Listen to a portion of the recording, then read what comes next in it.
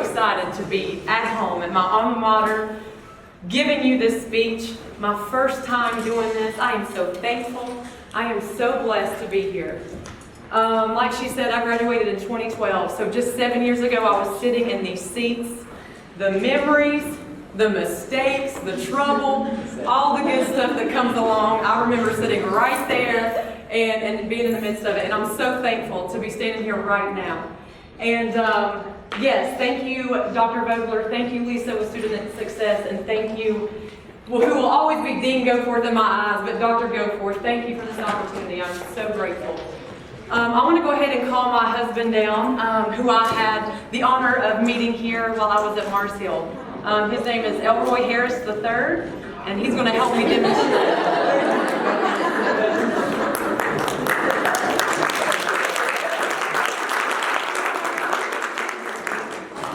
So first of all, I just want to let y'all know, when I was here, I remember people, students, you know, we're gonna transfer. This is too small. I came from a big city. This is too small. And I want to let y'all know right now the specialness of this whole entire town. And if you cannot be content where you are right now, you're just going to be chasing contentment. So if you got to find contentment right now, and if you transfer, good, but if you can't find contentment here, you're not going to find contentment elsewhere. And so I'm just asking you and encouraging you to be receptive, to be open to everything that happens at this small university, because I can tell you what, it changed my life. And I've been married, and we have been together for 10 years. We now have 2 youngins back there, so if you hear screaming, they are not hurt, but they're here. And so, are there any football players in here? All right. So Roy played football, and I want to say congrats on the homecoming game. It was cold, it was rainy, and Roy was on the field like he should be and would be, and I'm up under the tent. And I just want to let you know how special it is, because while he was down on the field, I had the opportunity to be speaking with people who've been coming to homecoming for 40 plus years. And you don't have to have a physical sense and a physical presence to know that you're making an impact. And so what you were doing out there on that field with your team, and what you do on the court, and everything in the midst, you don't know how many people you're really touching. And so these people that's been coming here 40 plus years now have a story to go back and tell, because they stayed in Wolf Laurel. They make a trip every single year to be here to watch y'all. And I just think that's special, because you touch people that you'll never even know. And we have the ability to talk to them. Are there any sororities in the house? Fraternities? Awesome. I was working when I was here, so I did not partake, but kudos. I did do my senior internship when I went to North Buncombe High School. Stomp the Yard? Stomp the Yard just came out, so I came here and did my senior internship with Stepping. And I fell in love with that atmosphere. I did not get to partake. Volleyball, softball, all the women's athletics, anybody in here? Awesome. Obviously, we're sports fans. I'll cut to the point. So basketball, I played basketball. He did not play here, but don't let this football body fool you. He can school you on the basketball. And that's kind of where this pivot came into play. Basketball gave me leadership skills. It gave me self-discipline. It gave me a sense of family outside of family. And so when you look at sports, or you look at extracurricular activities, there's so much that goes into it other than just going out there to win or lose. And that's where I started with this. So I want to break down pivot while we get started, and then I'll let you sit down. So pivot. The definition, thank you Google, is the central point on which a mechanism turns or oscillates. So obviously the obvious, on anything it's going to turn. And so if Roy's right here, my defender, I don't know. Whoa. I don't know if the goal is here. I don't know if I'm going to score, right? So if I pivot this way into straight negativity, into straight defend mode, I definitely have the worst chance at scoring. But if I decide to pivot this way, I still might not score, but it's the most advantageous to score, right? Okay, let's break down the word oscillate. So pivot, the central point on which a mechanism turns or oscillates. Oscillates, adverbial. Waver between extremes of opinion, action, or quality. Waver between extremes. So the extreme is I'm going into straight negative, more work, more defend mode, more I got to get this out of my way before I ever even have a chance to get to the goal. Whereas this way is the complete opposite, and although I don't know I'm going to score, it still sets me up for a better chance to. Y'all follow me with that? Okay. Thank you, babe.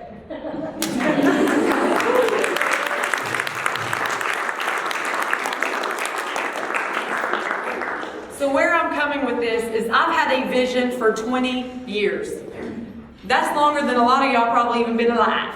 And the same mind and the same dream and the same vision that has fueled me with craziness, with that dream is way too big, you are crazy, you aren't enough, it's just little old you in the little single wide trailer with my mama working 3 jobs, you ain't gonna ever get there. The same mind that gives me those thoughts is the same mind that has allowed me to persevere. And so what I've been doing for 20 years is pivoting my mind. And it wasn't until the past year and a half that I understood what I had been doing. But when you fuel a negative thought with a positive one, that's a pivot. And so I'm just encouraging you to pivot. And that's the whole goal of this message. And so the goal of this message is even though you're not in control of what you're handed as a child, whatever that case may be, your parents walked out, mine did, my dad did. Thank goodness for my mama right there. Drug, alcohol, family been telling you no your whole life. Whatever it is, I just want to encourage you that although you don't have control into that, you have control over your mindset. My first point, manifestation. Have you ever heard of that? Does anyone know what that means? I see a few hands coming up. So most of you don't. So what I'm encouraging every one of you to do is write down what it is you're trying to achieve. What are your goals? What are your dreams? And I don't care how crazy it is, because if I told you mine, you would laugh. But I ain't going to tell just anybody my dreams and my visions, and neither should you. Neither should you. That leaves too much room just to allow somebody to come in there and knock them down. We got enough of that naturally. But I'm encouraging you to write them down. And you're going to have to believe in this vision before any person validates it. That's what makes it a vision. If it's not, and somebody's already validated, then it's already right in front of you. That's not really a vision. So believe in it before anyone validates it. All right, so manifestation. Why write things down? Well, if you didn't write them down, that means you didn't even ask for them to come true. Are you even asking the universe to fulfill the purpose or to fulfill your vision, your dreams, your goals? And I'm not just talking, the goals will change, the visions will change. And I'm not just talking about little goals. Because I'm talking about a vision that's been going on for 20 years. I don't think you can set in how crazy I've made myself in 10 years. Thank God Roy is still with me. Because he has seen the crazy. He's seen the tears. He's seen the anger. He's seen the frustration. So I'm encouraging you to write it down. And I'm going to tell you what happened. You know, I'd heard about manifestation and law of attraction, but I never even wrote it down. Not until March 6th, 2019. 2 days from now, that'll be 8 months, that I took it upon myself to finally write down what it is that I've been dreaming about for 20 years. Why did it take so long? And you know, some of y'all can think this crazy. Think it's crazy. Because if I would have been 18 or 19 sitting right here and someone would have told me when I came in here at this university, 10 years, I was 18, 19 with a 9 or 10-year-old vision at that point, that if I wrote down and gave the things names, that breathed life into it. And I started calling things out and speaking it into the universe, that I had a better chance for them to actually happen, then yeah, you could have called me crazy, because I would have wrote that thing down real quick.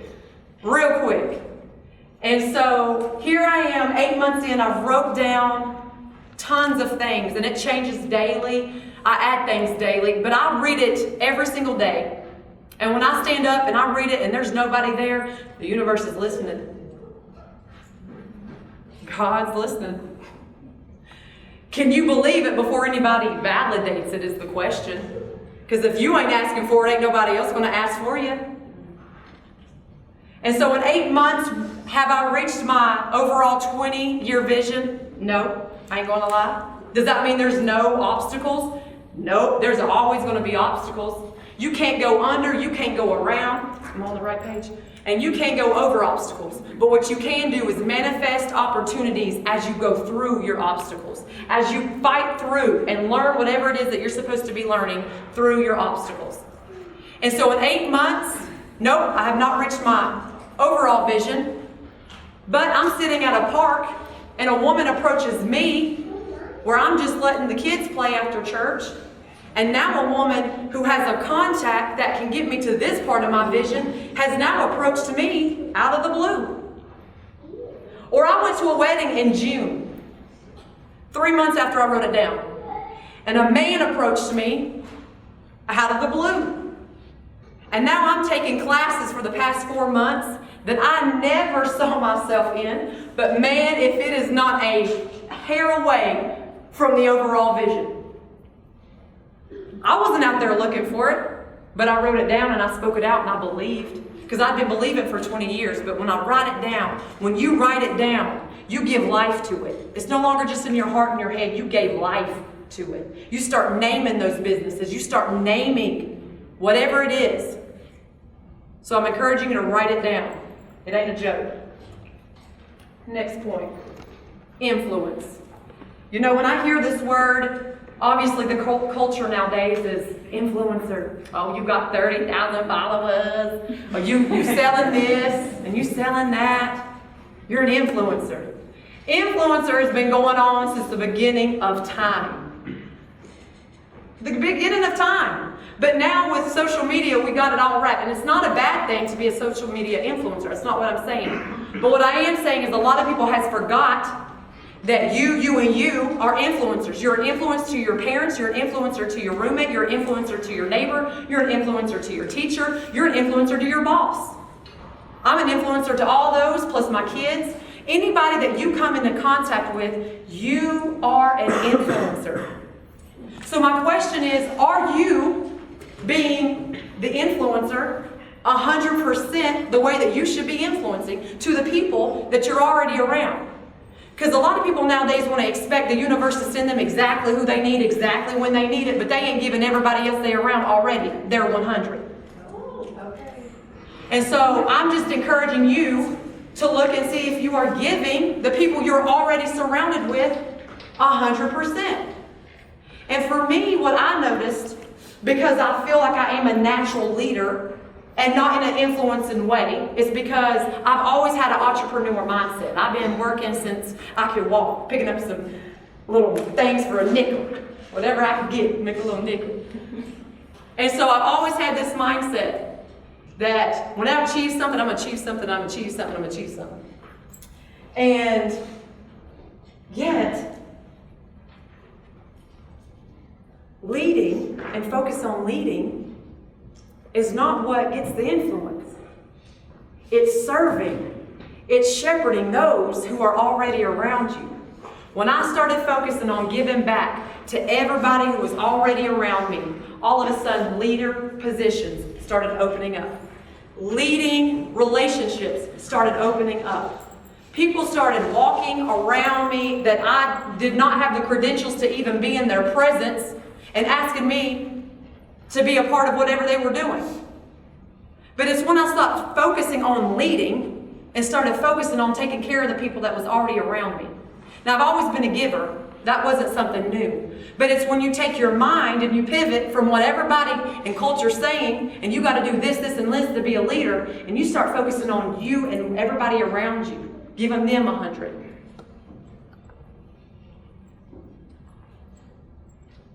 No, not yet. So how many people in here like to hear no? Woo! I hear it a lot. Can anybody say no easily without feeling guilty? That might be another question. And then the last question, how do you react when you hear no? So for me, I used to feel so guilty for saying no. And so what that meant was I was saying yes and giving people's priorities precedence over mine. Because some of the people I was saying yes to could have been a no, but I was giving them a yes. And so I'm encouraging you just to think about some of the things, some of the people, some of the activities that you do. Could it be a no? But yet you're giving it a yes. Because what I noticed is a lot of the yeses I was giving that had room for no, my vision was getting further and further and further away. And I wasn't looking at it like that until a year and a half ago. So I don't want y'all to think that I've just been, this is a year and a half new. Because I've went through a lot of things and I've experienced a lot of things to be able to stand here right now. And if I would have had the ability to hear this when I was sitting here as a student, maybe something ain't going to click right now, maybe it's going to be tomorrow, maybe it'll be 5 years from now, but what I'm hoping is at some point something will click, like, man, she was right. Man, I should have done that. And not wait 20 years of driving yourself crazy like I have over a dream, over a vision. And start focusing on intention. Really being intentional to what and who you're saying yes to. Because for me, my yeses were getting me around people who didn't have my best interests at heart, who were putting me in situations I shouldn't have been in, and ultimately taking me away from my vision. And so the next part of that is, how do you react when you hear no? So in 20 years of chasing this vision, I have heard no more times than I could count if I threw my hands up 100 times. Shoot, some of y'all, I mean, you might have been born into a lot of no's. You ain't gonna make it. You from this community. You got that. Your family history's that. You ain't got the funds to support that vision. No. But what I'm encouraging you to do is to pivot the no, because no is a decision. Now, when you tell someone no, you make sure that's a decision. But when you hear no for an opportunity and a dream that you're chasing, you don't hear a no. You say, that's a not yet. Maybe I got some character I need to build. Maybe I got some humility I need to build. Maybe I got some wisdom so I can sustain the opportunity that's really the opportunity when it comes. So that ain't a no, that's a not yet. Because no is a decision and not yet is a delay. Another thing with the no and not yet, I was so committed for the past year and a half that I said no to things that would have been pleasurable, no to things that would have been popular, because now my purposes and my potential, reaching the best of me, is what I'm putting at the forefront. Dedicated decisions. I'm going to read a couple of more definitions for you. I learned that from the Hill, and it's been a trademark for 10 years. I'm saying it. All my neighbors, they love it. All right, so I could have just had this as decisions. Some wasn't sitting right. Parts of this speech changed several times. But when you add dedicated, dedicated means devoted to a task or purpose. I'm dedicated because my task and purpose, my vision, my dreams, my goal, my aspirations, my family, that is something I'm devoted to. And so when you add devoted into decisions, now you're not making decisions just based on making decisions. Now you have a whole nother reason to be making decisions. And so decision, definition of decision, a conclusion or resolution reached after consideration. So are you giving yourself a chance to think about the decisions you're making, or because we're so instant all the time, we just got to make a decision right now? Because if you're dedicated, which means you're devoted to whatever task it is, mine's my vision, mine's my family, mine's my community. And I love how I'm standing down here and looking up at all y'all, because this is exactly how I want it. I want to uplift, I want to empower, I want to encourage, because I think the only person getting in the way of true potential is your mind and yourself. We're all having obstacles, But are you allowing those losses, what you call an L, instead of being a loss, be a lesson to teach you something? So again, I was so dedicated, I started looking at decisions a little bit differently. And what I noticed is some of the smallest decisions I was making that seemed insignificant at the time was actually creating huge potholes in the not so distant future. What do you mean? Yeah, that class that you're always late to? Nah, that teacher's, yes, I get to roll in 30 minutes late. Everybody gets to be late. But now you're a year after college because that insignificant, I don't know what just happened. That insignificant habit of being late, and now you're a year after and you got a job. And this job is something everybody's been praying for and they want because it's a job and it's got benefits. But now you're getting called in because the CEO's telling you, man, I'm going to have to let you go. You're just always late. Because what seemed insignificant in one season is now a whole different significance in another season. And I'm just encouraging you to look at the decisions that you're making that seems insignificant now. Man, I'm going to hang out with her because I've known her for 15 years. That was me. But that friend of 15 years wasn't doing nothing. Not bettering me, not encouraging me, not getting me any closer to my vision. Actually, totally deterring me and getting me in situations I shouldn't have been in. So just because you know somebody for 15 years does not mean that's who you're supposed to just be hanging with forever.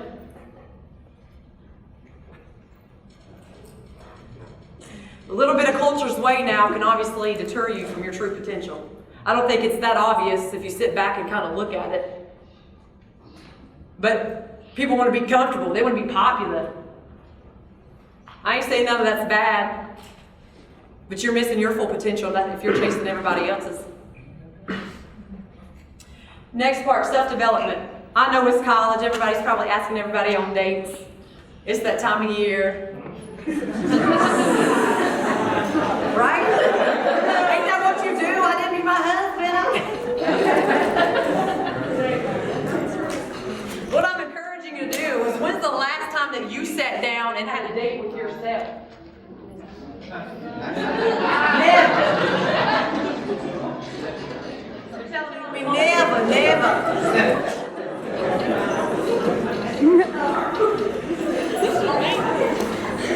What you're telling me is you can't confront yourself. You can't call yourself out for the things that you could get better at.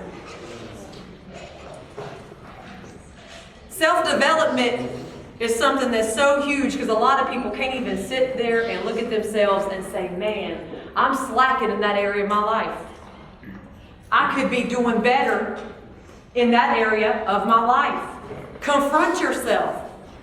The old Shana had to go. The old habit Shana had to go if I wanted to reach my full potential to get to my vision. And I ain't there yet, but I can guarantee I'm way closer than I was a year and a half ago when I wasn't serious about all these things. And so I'm just encouraging you to sit down and be able to call yourself out on your own BS. Like, man, I can do better in that area. Because if you ain't willing to change yourself, ain't nobody going to make you change yourself. Nobody. And actually, a lot of y'all probably can't take constructive criticism very well. So then when people really do care about you and they want to tell you, you know what, you could do better in that area because I see potential in you, you're going to get mad and you don't want to even hear it. Are you doing the same when yourself tells you that? When yourself is trying to call yourself out to get better? Or are you just too comfortable? Comfortable's easy. I could have gave up on this vision a long time ago. A long time ago. But self-development for me meant change. And I was going to embrace it. I was going to change myself, change habits, change things that wasn't molding the best version of myself. If that meant cutting ties with family and friends, if that meant doing things that I was used to, if that meant quitting things, I had to do it because I was that devoted. I was that committed to bettering myself because I realized the potential that I had in myself. Other people seen it, but nobody going to make us better but ourselves. So I'm just encouraging you to take a second, chill, have a cup of coffee, Whatever it is that you do it. Just yourself. And really look at yourself internally. So, are you always late? Are you always making excuses? Are you one of those people who just lie all the time to be lying and there really ain't nothing to be lying about, but you want to convince somebody that the sky's purple and it's really blue? It ain't that dress trick, okay? By the way, what color is it? Are you giving yourself 100%? So that the universe, so the people around you, so the opportunities are there that are going to give you 100%. My next point is energy. Thank you so much. Thank you. So excited to be here. If I'd have came up here and talked like that, would y'all have believed that I believed in what I was about to speak? No. Energy is your first impression. It's your accessory. It is real. Because I had been approached only because of my energy, and I was receptive of who was approaching me, and has put me in positions I don't have credentials for. Put me in positions that people are praying and have been working towards for 30 years to achieve, but yet now I'm sitting in that class and I did nothing but bring my energy. Sometimes your energy is all that needs to do the talking. For that job that you don't have all the credentials for and all the degrees for, but you go in there and you're confident, and hey, it might not be a not yet, but you're going to at least get the best of me. Your energy carries weight, a lot of weight. And so energy, are you going to class? Man, I got to go to class. I don't want to go to class. Man, I got to go to work. Man, I got to go to practice. Man,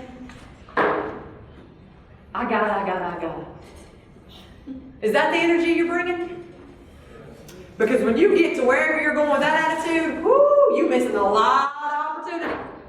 Because energy, and I want to be receptive to all the good energy and all the good vibes, because I'm going to put off good vibes, does not look at things as I have to. It looks at it as I get to. So now all of a sudden, I get to go to class. Man, I hate that class, but I get to go to class. Man, it's 5 a.m. and I got to get up and run the stadiums. But I get to run the stadiums.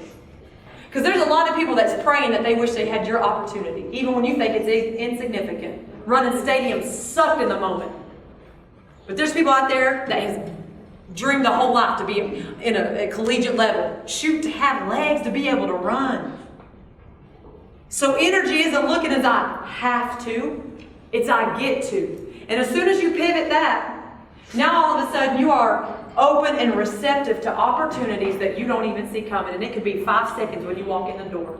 Or it could be 7 years when I emailed Dr. Vogler and I was like, Dr. Vogler, I think I have a speech. I have something I believe in. And when I met with them, there was no jokes. Because I was dead set on what I was here to do. Because a part of my mission has always been to encourage, to empower, to inspire. But now it's given a different meaning because I've had all these things to go through and to experience. Energy will make you meet that person at the right time and you don't even know it's around the corner. And I'm just encouraging you not to be your own delay, your own roadblock, because you just don't want to be doing something. You ain't going to always love your job, but you go in there with a positive attitude for 6 months and all of a sudden you ain't bagging groceries anymore like Roy was and running 2 miles to work because now he's meat department manager. No longer is. But he was bagging groceries and running to work for $7 an hour. But his energy he brought. People wanted to be bagged by Roy. People want to be bagged.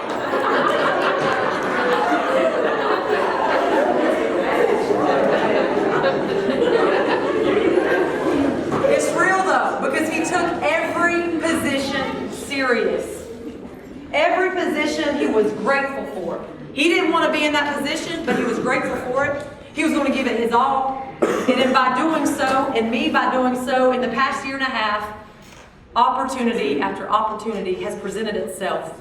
And again, you can pivot in that defender. It's going to be more work. Why do you want more work?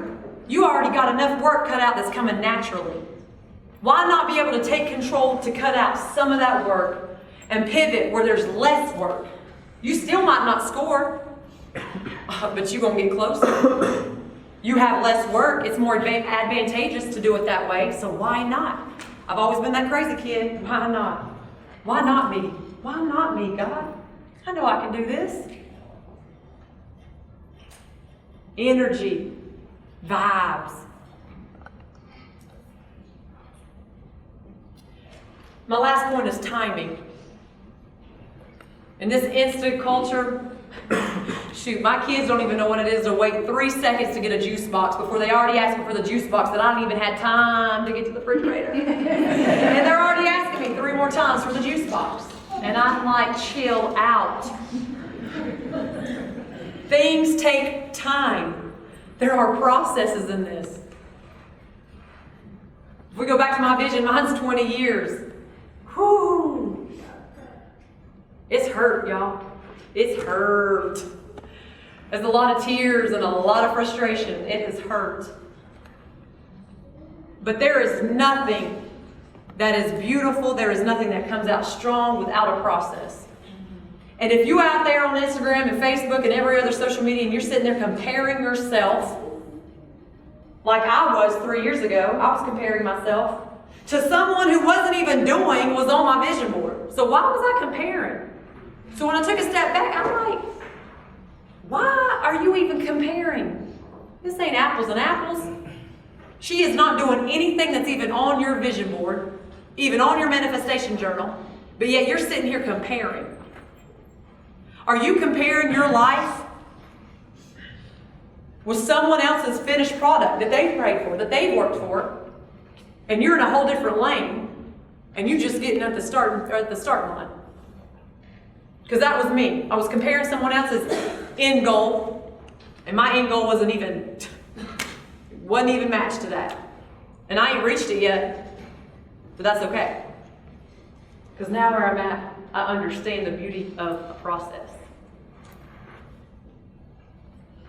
I want to do a couple analogies before I close out. You know, my pastor had talked about everything as a seed. You know, are you being the right soil for the seeds around you? And if you're the seed, are you surrounding yourself with the right soil? Because the beautiful part is this the big oak tree planted. It's the seed.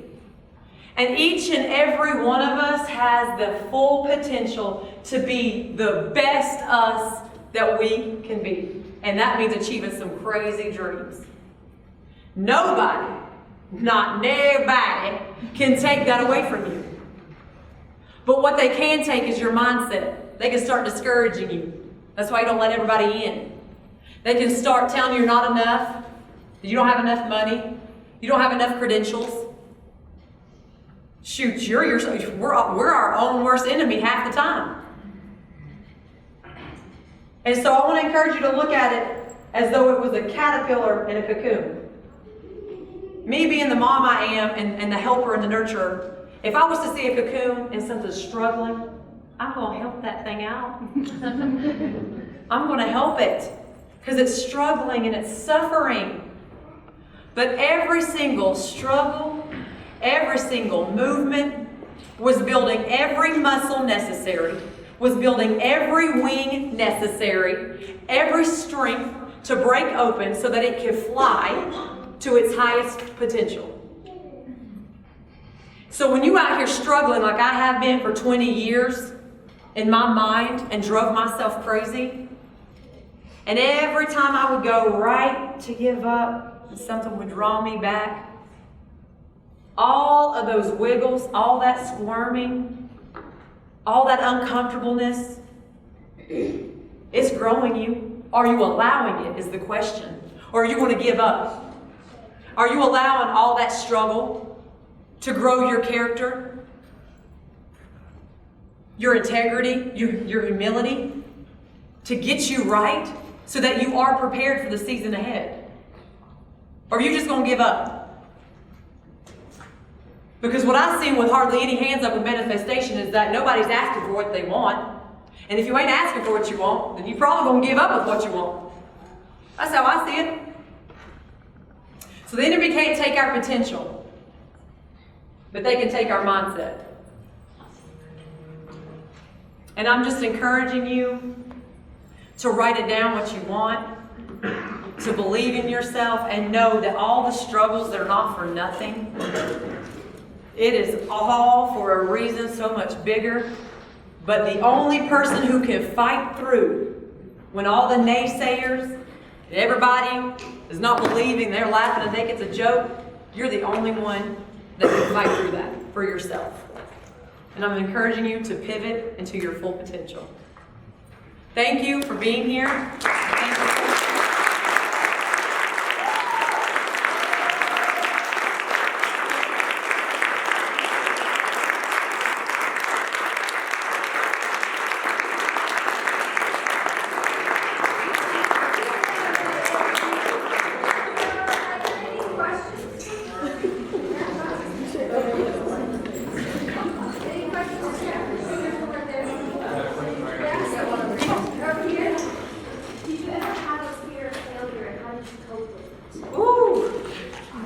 Well, we are human, so the failure is going to be there, but I can tell you I cancel that out with my faith. Because I'm telling you, Shana Brookshire couldn't be standing up here. Shana Brookshire Harris couldn't be standing up here. You asked me 3 years ago, 2 years ago, if I'd have been standing up here. Ha! Because I'm going to tell you the same thing that the enemy has told me my whole life not to use. Your voice is too southern, it's too deep. You sound like you're tall, you sound like a man. All those things, I didn't use my voice for a long time. But it's funny because what everybody else don't want you to use and that enemy that comes into your head, he actually is trying to deter you from using the very thing that you're supposed to be using. So I canceled all that out with faith, because why not? If that person can do it, why not me? But it took me believing that I could do it. Did you hear somebody else? Any other questions?